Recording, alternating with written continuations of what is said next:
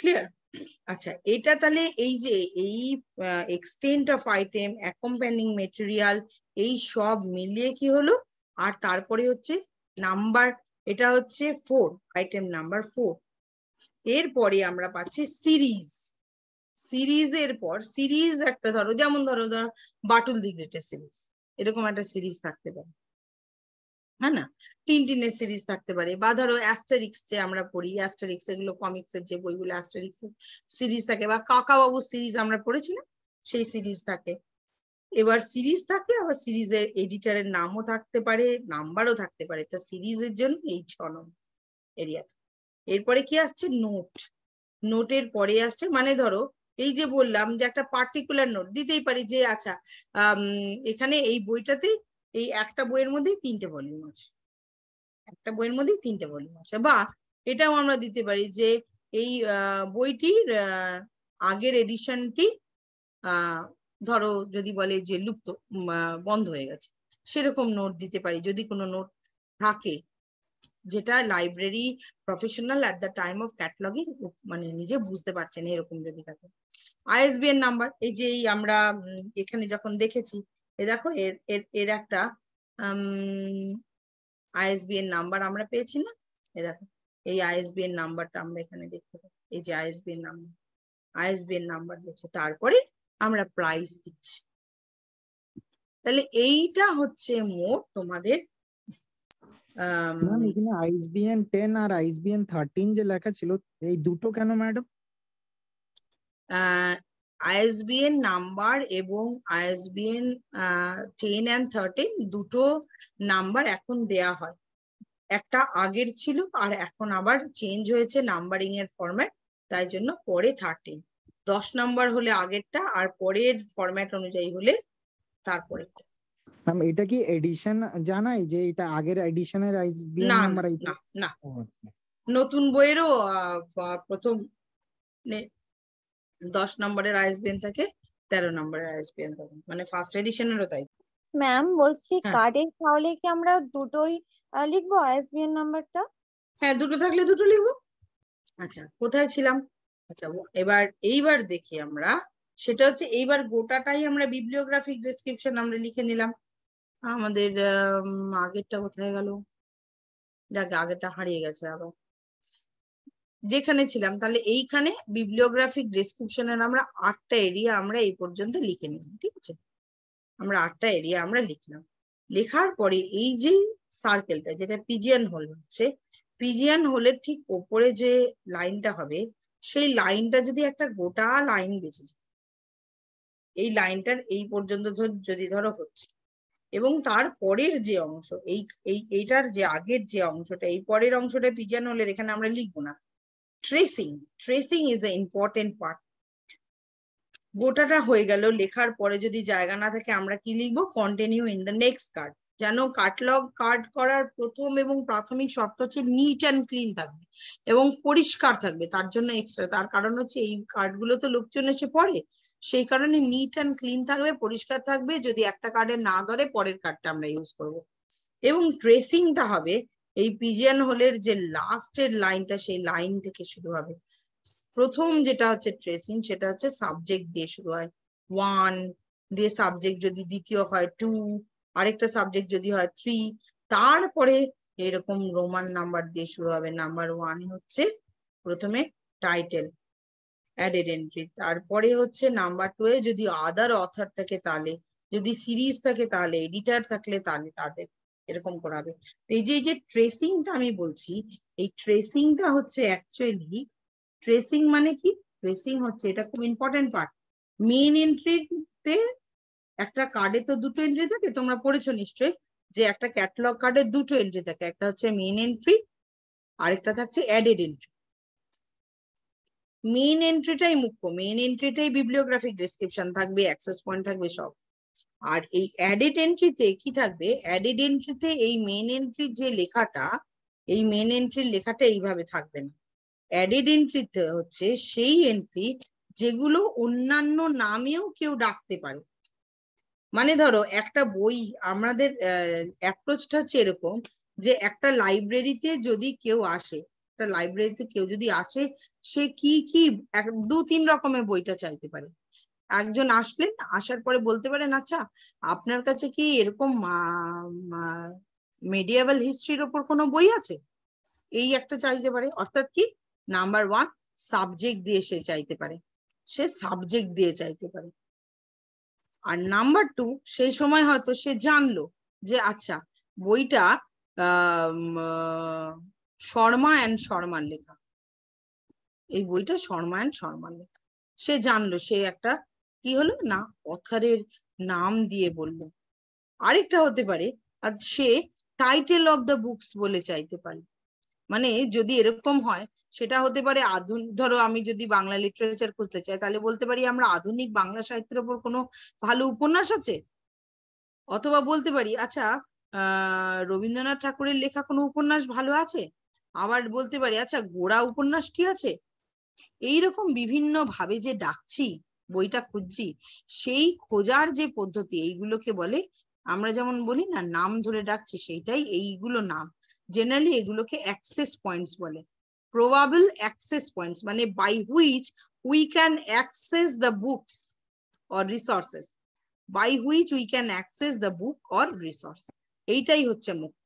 এই যে অ্যাক্সেস পয়েন্টটা আমরা বলছি, এই অ্যাক্সেস পয়েন্টটা প্রথম যেটাই অ্যাক্সেস পয়েন্ট, মনে রাখবে অ্যাক্সেস পয়েন্ট মেইন এন্ট্রির। এই যে একটা ক্যাটালগ কার্ড যে হয়, ক্যাটালগ কার্ড দুটো হয়, একটা বললাম মেইন এন্ট্রি, আরেকটা বললাম অ্যাডেড এন্ট্রি।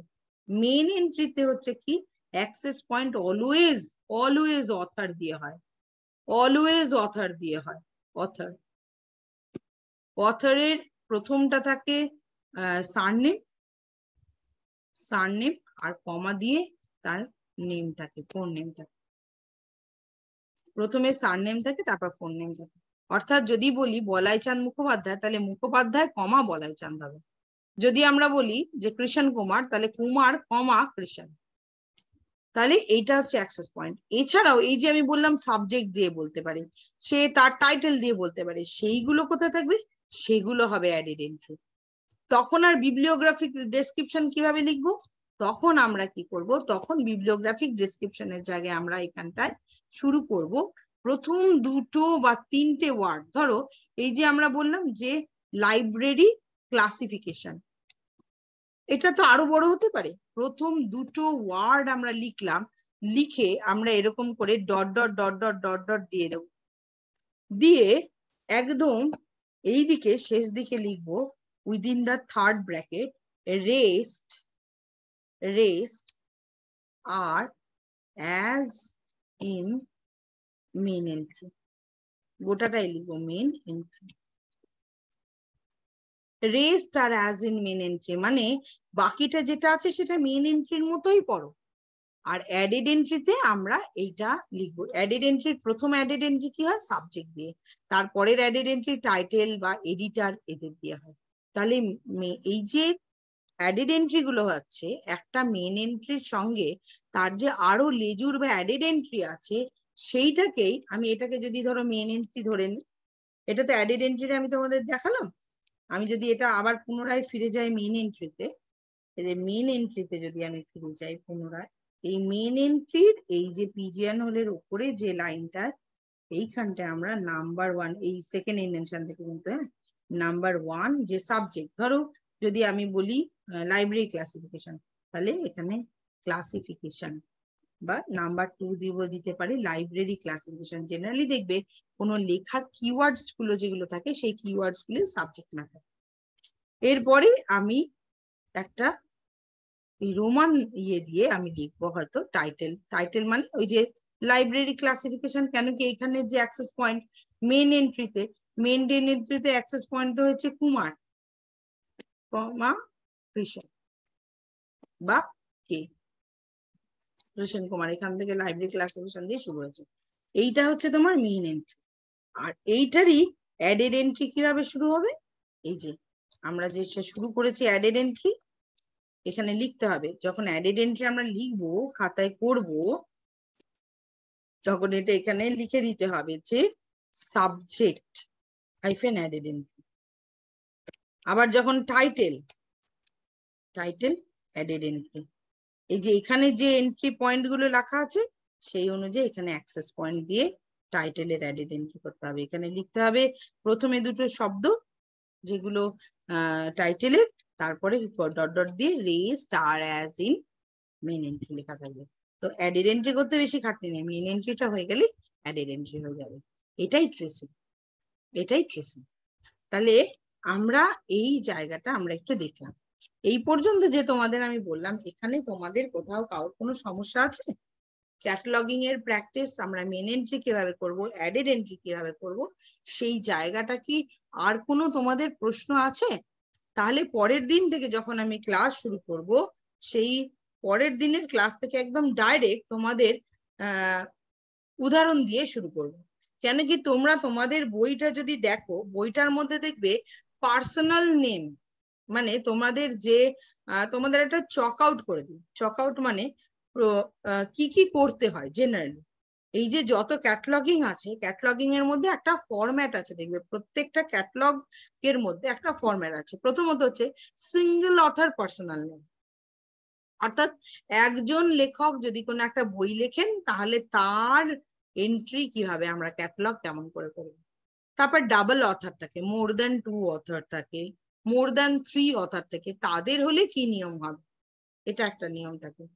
আরেকটা থাকে একটা বই যদি 2-3টে ভলিউম হয় তাহলে তার ক্যাটালগ কিভাবে হবে।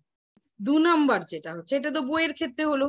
তারপরে হচ্ছে সিঙ্গেল অথর হচ্ছে, ডাবল অথর হচ্ছে, মোর দ্যান 3 অথর হচ্ছে।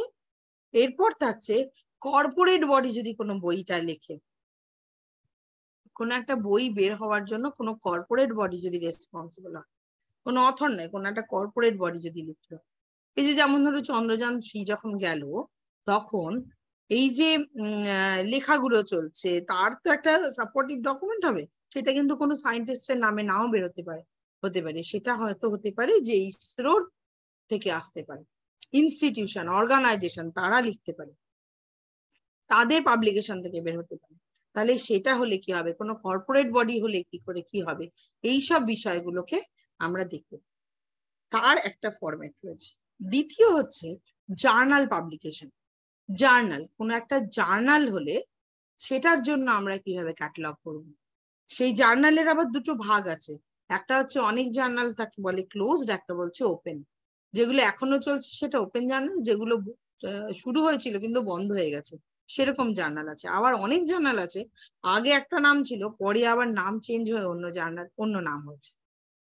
দেখবে আমাদের অনেক খবরের কাগজ, আনন্দবাজার পেপার পত্রিকায় আগে নাম ছিল একরকম, এখন আরেকটা নাম।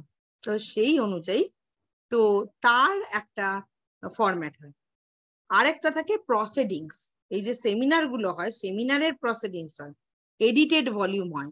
আর হয় কি ইউনিফর্ম টাইটেল। ইউনিফর্ম টাইটেল মানে এই যে ধরো রামায়ণ, মহাভারত, উপনিষদ, এদের জন্য একটা ফরম্যাট হয়। এই 4-5টা ফরম্যাট, আর অ্যানালিটিক্যাল এন্ট্রির একটা ফরম্যাট হয়, মেইন এন্ট্রি।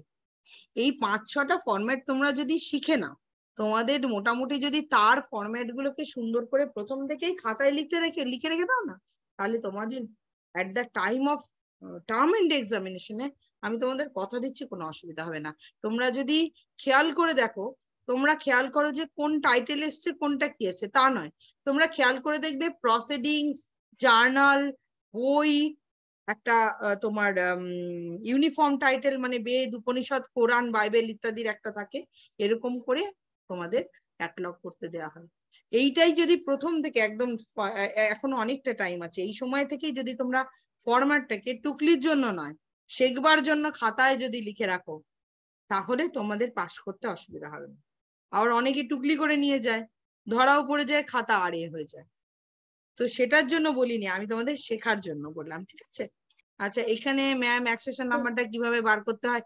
এই অ্যাক্সেশন নাম্বার কোনো বার করার নয়, লাইব্রেরিতে যে অর্ডারে বইটা আসে সেই অর্ডারের নাম্বার, সেই নাম্বারটাই হচ্ছে অ্যাক্সেশন নাম্বার। ক্লাস নাম্বার বার করতে হয় ডিডিসি তে, সেটা ক্লাসিফিকেশন ক্লাসে শেখানো হচ্ছে। আমার যখন ক্লাস থাকবে তখন আবার শিখিয়ে দেবো, না হলে গুরুদাস বা অন্যান্য জায়গায় যে ক্লাসিফিকেশনের প্র্যাকটিসের ক্লাস হয় সেখানে যাবে, সেখানে জানতে পারবে। বলো আর ম্যাম কি? একটা জাস্ট ডাউট আছে ম্যাম, ক্লিয়ার করে দিই। বলছিলাম ম্যাম, এই যখন আমি কার্ডে এন্ট্রি করছি, মেইন এন্ট্রিটা হলো, তারপর আমি যখন অ্যাডেড এন্ট্রিটা করব, সেটা কি ডিফারেন্ট কার্ডে হবে না সেম কার্ডের মধ্যে? ডিফারেন্ট কার্ডে হবে, সেম কার্ডে কি করে হবে? হ্যাঁ আচ্ছা ঠিক আছে, ডিফারেন্ট ডিফারেন্ট কার্ডে প্রথম থেকে শুরু হবে তাই তো? আচ্ছা, ঠিক আছে, okay thank you. Thank you, সকলকে অনেক ধন্যবাদ।